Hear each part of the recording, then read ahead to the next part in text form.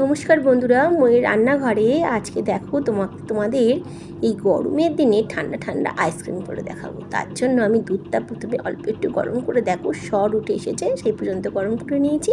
এরপর চিনি দিয়ে আরও ভালোভাবে ফুটিয়ে একটু দুধটা ঘন করে নেব। ভালোভাবে দুধটা আমি দেখো আমার টকবক করে দুধটা ফুটছে, আমি দুধটা একটু ঘন করে নিচ্ছি।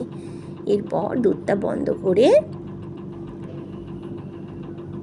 দেখো আমার দুধটা ফুটছে এখনও। এরপর দুধটা অল্প ঠান্ডা হয়ে যাওয়ার পর আমি এখান থেকে 4 হাতা দুধ আমি আলাদা করে সরিয়ে নিচ্ছি। কেন বলো তো? এর মধ্যে দেখো আমি প্রথমে পাউডার দুধ দিচ্ছি 2 চামচ। বন্ধুরা, তোমরা আইসক্রিমে পাউডার দুধ 2 চামচ কেন, তোমরা আরও 2 চামচ দিতে পারো, এতে স্বাদ বেশি ভালো হয়। আর দিচ্ছি আমি 2 চামচ ময়দা। এইটাই আমাদের আজকে ক্রিমের কাজ করবে। আমি বাইরে থেকে কোনো রকমভাবে কোনো ক্রিম ইউজ করছি না বন্ধুরা, সমস্ত কিছু ঘরোয়া উপকরণ দিয়ে আমি আইসক্রিমটা তৈরি করছি। এরপর দেখো যেটা মিশ্রণ করলাম সেইটা ওই দুধের মধ্যে ঢেলে আমি একদম আইসক্রিমের ক্রিম হওয়া পর্যন্ত আমি একদম ঘন করে ফুটিয়ে নেব। আর বন্ধুরা, এতে আমি কোনো রকম ভ্যানিলা এসেন্স আমি ব্যবহার করছি না। আমি 3টে ছোটো এলাচকে থেঁতো করে তার খোসাটা ফেলে দিয়ে খালি দানাগুলো ব্যবহার করছি। দেখো বন্ধুরা, অনবরত আমি নেড়ে যাব, নেড়ে নেড়ে দুধটা আমি একদম ঘন করে ফেলবো।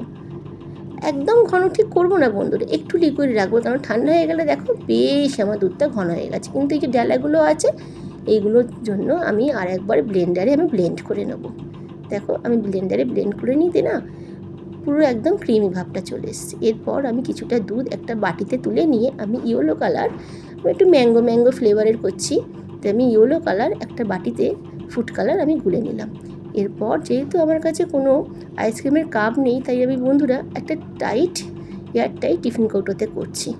দেখো এইভাবে করে আমি এটাকে চাপা দিয়ে 4 থেকে 5 ঘন্টা আমি ডিপ ফ্রিজে রেখে দেবো। এবার আমি 4-5 ঘন্টা পর ফিরে এলাম বন্ধুরা।